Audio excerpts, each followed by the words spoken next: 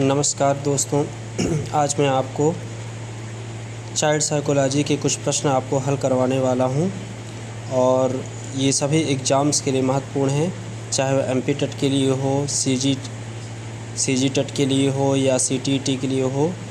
सभी एग्ज़ाम्स के लिए ये जो है अति महत्वपूर्ण प्रश्न मैं आपको लेकर आया हूं। तो चलिए चलते हैं और कुछ प्रश्नों को हल करने का हम प्रयास करते हैं, देखते हैं। अति महत्वपूर्ण प्रश्न है ये, और जिसको मैंने इस बुक के माध्यम से आपको सामने साझा करने का प्रयास कर रहा हूँ। पहला प्रश्न है, शिक्षा के 3 प्रमुख आधार हैं। शिक्षक, छात्र, पाठ्यक्रम, सिद्धांत, शिक्षण उद्देश्य, शिक्षा, क्रियाविधि, शिक्षक, महत्व, शिक्षक, वस्तुनिष्ठता। तो इसका शिक्षा के 3 प्रमुख आधार शिक्षक, छात्र और पाठ्यक्रम होगा। ए नंबर हो जाएगा, क्योंकि शिक्षा के लिए 3 ही चीज़ें महत्वपूर्ण है, एक तो शिक्षक, दूसरा छात्र और तीसरा पाठ्यक्रम। अगले प्रश्न की ओर चलते हैं। शिक्षा मनोविज्ञान का अध्ययन अध्यापक को इसलिए करना चाहिए ताकि इससे वह अपनी परीक्षाओं में प्रथम आ सके, इसकी सहायता से अपने शिक्षण को अधिक प्रभावशाली बना सके, इससे शिक्षक को आत्मसंतुष्टि मिल सके। तो इसका राइट आंसर बी नंबर होगा। बी नंबर क्यों होगा? क्योंकि इसकी सहायता से अपने शिक्षण को अधिक प्रभावशाली बना सके। ये विषय से शिक्षक की योग्यता होती है और कि अपने शिक्षण को कैसे प्रभावशाली बना सकता है और बच्चों के सामने बेहतर तरीके से उसे प्रस्तुत कर सकता है। अति महत्वपूर्ण प्रश्न है ये, जो लगभग हर एग्ज़ाम में आया है। व्यवहारवाद का जनक किसे कहा जाता है? तो व्यवहारवाद का जनक जे.बी. वाटसन को कहा जाता है। पहले मनोविज्ञान को आत्मा का विज्ञान कहा गया था, उसके बाद फिर मन का विज्ञान कहा गया और लास्ट में इसे फिर जे.बी. वाटसन के द्वारा व्यवहार का विज्ञान कहा गया। व्यवहारवाद की स्थापना वाटसन द्वारा 1913 में की गई थी और इसे वाटसन ने मनोविज्ञान को व्यवहारवाद के विज्ञान के रूप में प्रस्तुत किया है। अब देखते हैं अगले प्रश्न की ओर। चौथे नंबर में, मनोविज्ञान का आधुनिक अर्थ क्या है? मन का विज्ञान, चेतना का विज्ञान, आत्मा का विज्ञान, बर्ताव का विज्ञान। बर्ताव का विज्ञान या अध्ययन, इसका मतलब व्यवहार का अध्ययन। प्रारंभ में सबसे पहले साइकोलॉजी को आत्मा का अध्ययन कहा गया, फिर चेतना का अध्ययन कहा गया, फिर मन का अध्ययन कहा गया और लास्ट में आया कि नहीं, साइकोलॉजी वास्तव में व्यवहार का अध्ययन है या बर्ताव का अध्ययन है। वर्तमान समय में मनोविज्ञान को किसका विज्ञान कहा जाता है? तो वही प्रश्न आ जाएगा, व्यवहार का विज्ञान। सी नंबर इसका राइट आंसर होगा। मनोविज्ञान के मतवाद समूह और उनके समर्थकों की सूची नीचे दी गई है। आचरणवाद, मनोविश्लेषण, सामग्रितावाद, रचनात्मकतावाद। तो चलिए इसका देखते हैं राइट आंसर। आचरणवाद के संस्थापक हैं या समर्थक स्किनर, मनोविश्लेषणवाद के समर्थक हैं फ्रायड, सामग्रितावाद के संस्थापक थे वर्दीमर और रचनात्मकतावाद के संस्थापक थे वाइगोत्स्की। अगले प्रश्न में चलते हैं। निम्नलिखित में से कौन सा अनौपचारिक शिक्षा का स्रोत नहीं है? अनौपचारिक शिक्षा। अनौपचारिक शिक्षा क्या कहलाती है? शिक्षा 2 प्रकार की होती है वास्तव में, एक औपचारिक शिक्षा, दूसरी अनौपचारिक शिक्षा। औपचारिक शिक्षा क्या कहलाती है? जो एक निश्चित स्थान पर निश्चित समय में निश्चित समय के लिए निर्धारित होती है, जैसे कि विद्यालय, कॉलेज में जो शिक्षा दी जाती है वो औपचारिक शिक्षा कहलाती है।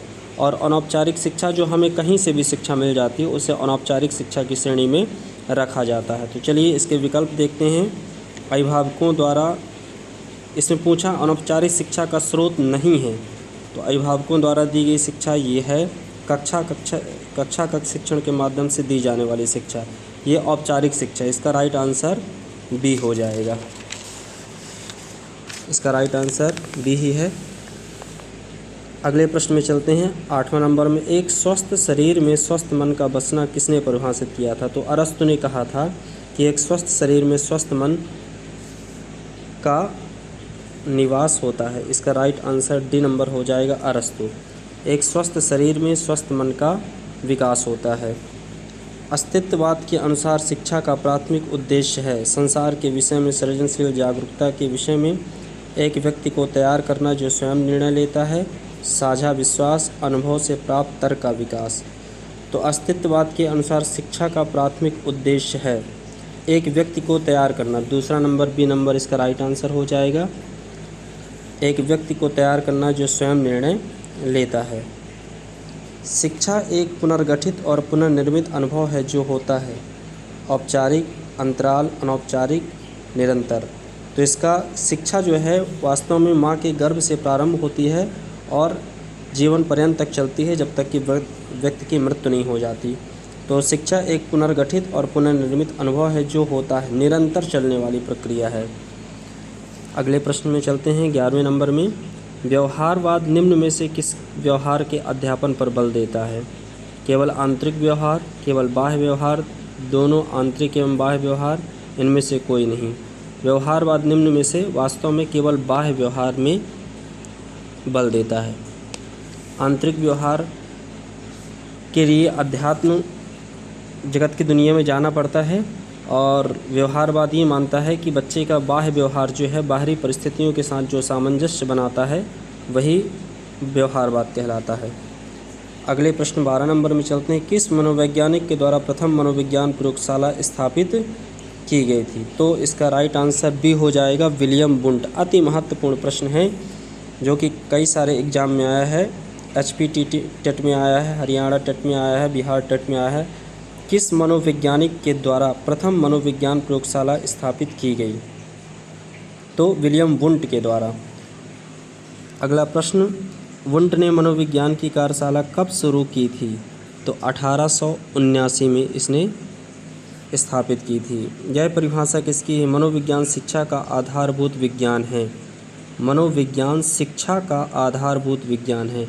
तो स्किनर के द्वारा ये परिभाषा दी गई थी। इसका राइट आंसर बी होगा, मनोविज्ञान शिक्षा का आधारभूत विज्ञान है।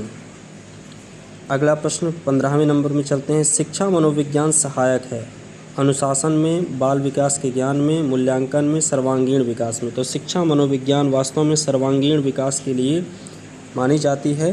बच्चे का सर्वांगीण विकास होता है, इसीलिए हमारे विद्यालयों में इसका अध्ययन करवाया जाता है ताकि बच्चे को हम समझ सकें और उसका सर्वांगीण विकास करवा सकें। अगले प्रश्न में चलते हैं। व्यवहार अध्ययन के लिए कौन सी विधि अत्यधिक वैज्ञानिक और वस्तुनिष्ठ है? अवलोकन विधि, प्रयोगात्मक विधि, सर्वेक्षण विधि, केस अध्ययन विधि। तो प्रयोगात्मक विधि जो है व्यवहार के लिए अध्ययन के लिए अत्यधिक वैज्ञानिक मानी जाती है। 17वें प्रश्न में चलते हैं। निम्न में से कौन सा एक प्रयोगात्मक विधि का आवश्यक अवयव है? व्यवहार का परीक्षण, व्यवहार का अध्ययन, प्रयोग वस्तुओं का मिलान, नियंत्रित अवस्था। तो व्यवहार का परीक्षण, इसका राइट आंसर ए नंबर हो जाएगा। 18वें नंबर प्रश्न में चलते हैं। चरों के बीच संबंध दर्शाने वाला कथन क्या है? मापन, वस्तुनिष्ठता, परिकल्पना, नियंत्रण। चरों के बीच संबंध दर्शाने वाला कथन परिकल्पना कहलाता है। अगले प्रश्न में चलते हैं। मनोवैज्ञानिक प्रयोग का प्रमुख उद्देश्य होता है सहसंबंध, सत्यापन, प्रभाव संबंध का कारण पता चलता है, पूर्व घटनाओं का अध्ययन, इनमें से कोई नहीं। मनोवैज्ञानिक प्रयोग का प्रमुख उद्देश्य होता है तो प्रभाव संबंध का कारण पता चलता है। मनोवैज्ञानिक प्रयोग से वास्तव में बच्चे के अंदर कौन से ऐसे कारण हैं इसका पता लगाया जाता है मनोविज्ञान के द्वारा। अगले प्रश्न में चलते हैं। 20वें नंबर में। किसने कहा था शिक्षा मनुष्य की अंतर्निहित शक्तियों का प्रकटीकरण है? तो विवेकानंद जी ने कहा था कि वास्तव में शिक्षा और कुछ नहीं, बच्चे के अंदर जो अंतर्निहित शक्तियाँ हैं उसको जागृत करने का एक माध्यम है, ये स्वामी विवेकानंद ने कहा था। टीचर एक गाइड का रोल निभाता है और बच्चे के अंदर जो पहले से ही शक्तियाँ निहित हैं उसको बाहर निकालने का एक माध्यम शिक्षा कहलाती है, जिसकी सहायता से बच्चे आसानी से एक दिशा में अग्रसर हो जाते हैं और अपने अंदर जो छिपी शक्तियाँ हैं उनको पहचान लेते हैं। ये कथन जो है स्टेटमेंट स्वामी विवेकानंद ने कहा था। तो चलिए दोस्तों, अगले प्रश्न 21वें नंबर पर चलते हैं। व्यवहार अध्ययन की सबसे पुरानी विधि है? व्यवहार अध्ययन की सबसे पुरानी विधि है अंतर्दर्शन विधि, प्रयोगात्मक विधि, मनोविश्लेषण। तो इसका ए नंबर हो जाएगा अंतर्दर्शन विधि। व्यवहार अध्ययन की सबसे पुरानी विधि अंतर्दर्शन विधि है। चलिए दोस्तों, आज मैं 21 प्रश्न आपके साथ साझा किया। अगले दिन हम 22वें नंबर से 20 प्रश्न और हल करेंगे।